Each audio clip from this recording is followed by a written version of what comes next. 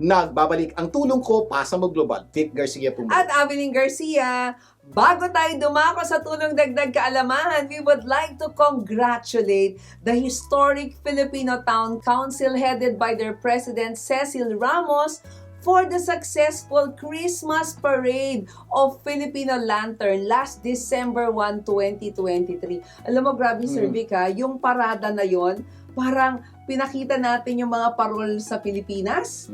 Naku, yung mga Pilipino, tuwan-tuwa. Tuwan-tuwa. Kasi naalala po nila yung Pasko sa Pilipinas. Oo. Nako, blessed na blessed po ako kasi I was able to participate in the parade. Nakikita nyo sa pictures yan. By driving for my mom and for Tita Cecil Ramos, so with huge Filipino parol or lantern doon po sa aming sasakyan at lumibot po kami dyan sa Filipino Town. So thank you so much, Miss Cecil Ramos and Telma Sugay. Salute your efforts in making Filipino Town present in the United States of America. Dadako na tayo sa ating tulong dagdag kaalaman. Ito po yung ating weekly mental exercise. Kung saan hahanap tayo ng paraan para mas madagdagan ang ating kaalaman. Kapamilya, makinig ka mabuti. Ilang araw na lang, Pasko na. Nagwo-worry ka na ba sa napakaraming bagay na kaharapin mo pagdating ng Pasko? Yung iba parang nag-worry kung ano iririgalo. Kung ano ihanda, ano kakainin. O saan kukuha ng pangregalo. Yung iba na may problema nung iba na yun. Pero yung iba naman, hindi Pasko pinag-uusapan. Nag-iisip, Lord, paano ba yan? Yung worry niya, saan kami kukuha ng pambayad ng utang? Yan, so yun po ang problema po. Ibig sabihin po, may mga tao ang utak na sa Pasko na, may mga tao, wala po, hindi sila makapag-isip Pasko dahil sa dami ng ibang problema ang kanilang pinagdadaanan. So, ibig sabihin, yung iba ang worries Christmas. Yung iba, non-Christmas related. Wino-worry po nila. Ay, iba nga pagkain di ba? Pagkain sa susunod na araw. So, ibig sabihin, hindi po pagkain sa Pasko, Pagkain kinabukasan. Ay, yung worry na ako, paano pag nagkasakit ako? Paano kung magkakasakit ang aking kapamilya? Paano na ang pag-aaral ang mga anak? Ano na ang mangyayari sa negosyo? Nabasa niyo po, pwede po magpapasko, pero iba-iba po pinag-iisipan natin at pinag-worry natin sa buhay. O kaya ano kaya ang nangyayari doon sa pamilya sa Pilipinas? Mababayaran ba yung mga utang? At marami pang iba. Alam niyo po, kapamilya, sa totoo naman, nakakabahala naman talaga itong mga tanong na to. So, totoo lang po. Naalala niyo na ba ang pelikulang Lion King, yung awitin ng Hakuna Matata? Okay? At kinanta po nila, sabi po ni Simba, kahit anong problema meron ka, pwede pong maayos yan.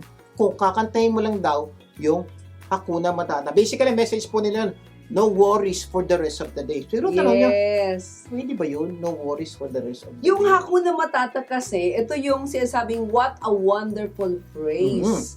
Diba? Ain't no passing craze. It means no worries for the rest of the days. It's a problem-free philosophy. Hakuna Matata. So, yun po yung sabi ng pelikula. At malamang sabi niya, pelikula lang yan, di pwede sa totoo yan. Kaya sa tingin, malabo yan, hindi pwede yan. But we have a good news for you. Alam niyo bang may mga technique na pwede po tayong mabawasan o mawalan ng worry sa buhay? Kaya makinig po kayo mabuti sa pag-uusapan natin. Yan, no worries for the rest of the day. Kaya pwede ba natin gamitin ang Hakuna Matata sa panahong ito? Good news! Ang pag-uusapan natin ngayon ay ano-ano ang dapat gawin para mabawasan o maiwasan ang mag-worry. Sa ating episode na, Warrior ka ba o warrior? Ganda po tanong yan. Ikaw ba yung mahilig mag-worry? O ikaw ba yung mahilig lumaban? Kasi po at this point, isang paraan po para mabawasan ang worry lumaban. Kaya, hiling po namin, matuto kayong lumaban. Natuturuan namin kayo at bibigyan namin kayo ng mga step paano labanan ang mga pangamba sa buhay. So, makinig po. Kaya kung may kaibigan kayo, tingin yung warrior, tawagan nyo na. Baka umabot pa. Pwede nating turo sa kanila to. Number 1. Know what is worry. Ayan. So, unang-unang step daw po para malabanan mo yung worry, alamin mo muna yung kalaban mo. So, alamin natin, what is worry? Worry, according to dictionary.com, is to torment oneself with or suffer from disturbing thoughts. Okay, napasa niyo po. Ito yung pinapahirapan mo sa sarili mo. Tinotorment mo sa sarili mo dahil sa yung iniisip. Iniisip Take mo, note, oo. Iniisip. Hindi po to posibleng Yung nangyayari. Posibleng totoong nangyayari, posibleng hindi.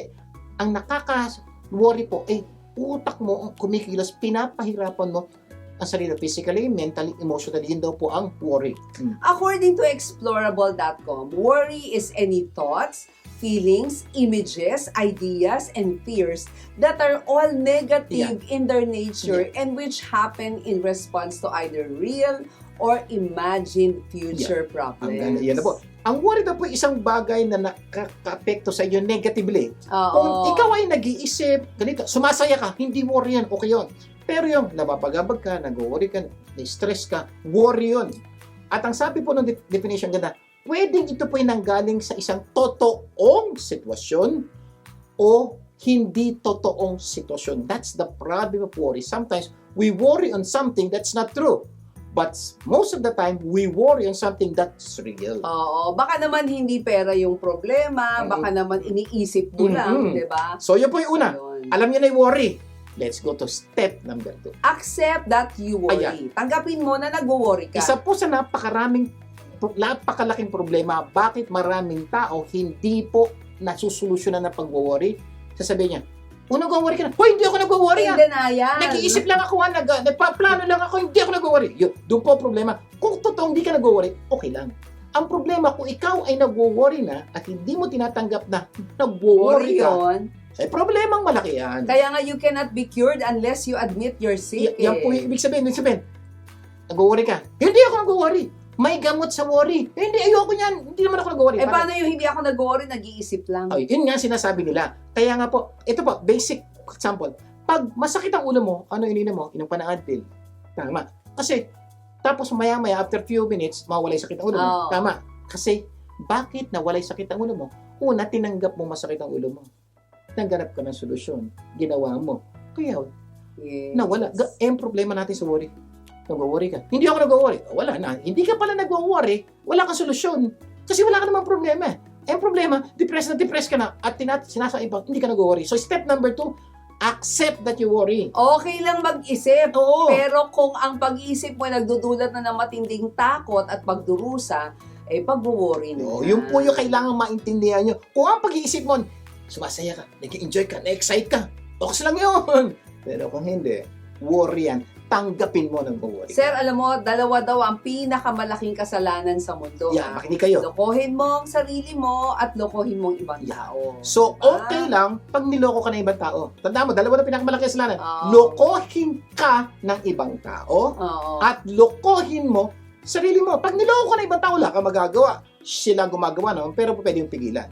Pero the worst is, ikaw mismo niloloko mo sarili mo. So, kung when worry ka, tanggapin mo. Yun ang step number 2. Number 3, determine what makes you worry. Ayan. So, alamin mo, ba't ka ba nag-worry? Kasi kung minsan, ba't ka nag-worry? Hindi ko nga alam. Mahirap na solusyon yan. Ito po, kailang tandaan niyo. You cannot tame what you cannot name. Ayan. Kaya kung pwede, isulat mo yung mga dahilan ba't ka nag-worry. Kung nag-worry ka ngayon, sulat mo. Oo. Bakit ba ako balisa? Sulat mo. Pabaya may maisip mo. Wala kang masulat. Ibig sabihin, wala kang dapat. Ipag-worry. Yun po, ibig Oo. sabihin, kaya po napaka-importante po. Sulat mamaya. Pero kung meron talagang susulat, at least meron kang tunay na Correct. dahilan, ba't ka nag-worry? Kasi may mga totoong problema na baka magdulot ng pangamba. Pero may mga pagkakataon na wala naman talagang problema. Nadadala lang tayo ng ating Ang imagination. tawag po doon sa Tagalog, kathang isip lamang Oo. yan. Sabi nga ni Deepak Chopra, sabi niya, the best use of imagination is creativity. Pero ang worst use of imagination is anxiety. Or worry. Yun po, ang ating mind po is very good. When you use it to create things, that's very good. But when you use it to think of problems that will destroy your life, that's worry. That's very dangerous. Kaya kung totoong may problema, pumunta ka sa susunod na step. Mamaya, pag-uusapan po natin. Alam niyo po, marami pa tayong pag-uusapan. Pero bago tayo mag-break, Magbibigay daan muna tayo sa tulong kalusugan mula sa President and CEO of Best Choice Insurance na si Joanne Madamba. Joanne! Hello Sir Vic and Ma'am Adeline. Para sa tulong kalusugan, sasagutin natin ang tanong na ano-ano ang pagkakaiba-iba ng PPO at HMO. Una sa lahat, these are types of insurance. PPO stands for Preferred Provider Organization and HMO is Health Management Organization.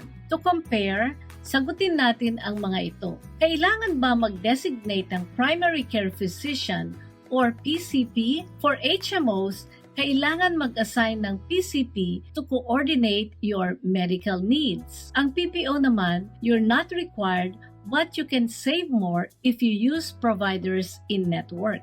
Kailangan ba ng authorization to see a specialist? With HMOs, kailangan ng referral or authorization from your primary care physician to see a specialist. HMOs will not cover care from out-of-network providers except in case of emergency. Ang PPO naman, you have a choice to go out-of-network but it comes with a higher fee and a separate deductible. Now, let's talk about monthly premiums. Generally, HMOs have lower monthly premiums versus PPOs with a higher monthly premiums in exchange for the flexibility that comes with it. So, kapamilya, importante na malaman natin ito, especially if you want to see providers of your choice. Huwag nang hintayin magkasakit para maiwasan ang pasakit. Tandaan, life is full of choices, so choose the best choice. Ako po si Joan Madamba ng Best Choice Insurance. See you next week! Maraming salamat, Joan! Para sa free consultation patungkol sa health insurance, tumawag lang kay Joan Madamba sa numero 562-881-6172 at 562-682-9793. or mag-email sa joan@bestchoiceifs.com. Sa aming pagbabalik, itutuloy po natin ang ating kwentuhan. Magbabalik pa ang tulong ko para sa mga global. Huwag bibitiw! Tulong ko, asa mo, gaganda ang